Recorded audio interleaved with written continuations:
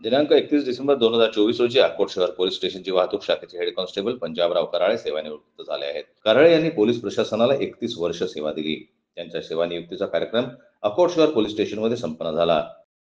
ये वो ट्रैफिक में ये कराड़े साहब की जो जिंदगी गुजरी, जो ईमानदारी गुजरी, वो काबिल तारीफ है।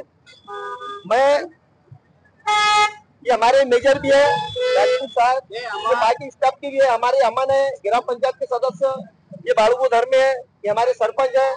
ये हमने सब मिलकर सलाह करे कि भाई जिस आदमी की पूरी जिंदगी ईमानदारी में गुजरी, उनके लिए वो कुछ तो उनको फल मिलना, इसलिए वो हमने यहाँ पर जिनकी जिंदगी पूरी ईमानदारी में गुजर गई और जिन लोगों को उन्होंने सेवा करे, तो इतनी ज्यादा सेवा की है कि जितने भी यहाँ पर थानेदार आए, मैं ये भी थाने का बॉडी के मेंबर हूँ, इधर का भी थाने के मेंबर हूँ, तो हमेशा कोई भी थानेदार से बोलता था कि सर वाकई में कराड़ साहब तारीफ के लायक आदमी है, ईमानदारी की, भाईचारा उनका, उनकी ईमानदारी, ड्यूटी जो देना, 31 तारीख को उनका आज का रिटायरमेंट था, उन्होंने कल तक भी ड्यूटी करे।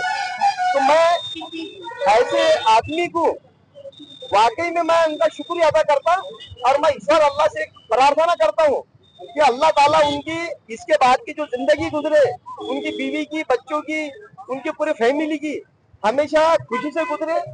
अकोट पोलीस स्टेशनला 1995 मध्ये जॉईन झालो आणि अकोट पोलीस स्टेशनला मी जास्तीत जास्त नोकरी केली आणि रिटायरमेंट पण अकोट पोलीस स्टेशनला झालो आणि पोलीस खात्यामध्ये जनतेच्या आशीर्वादाने चांगल्यापैकी नोकरी पार पडली. कोणताही मला त्रास झाला नाही आणि जनतेचं भरपूर सहकार्य होते मला.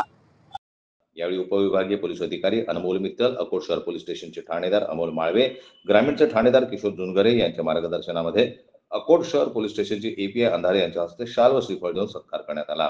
त्याचप्रमाणे आडगाव खुर्दचे तंटामुक्ती अध्यक्ष अहमद खान यांच्या हस्ते त्यांचा सत्कार करण्यात आला.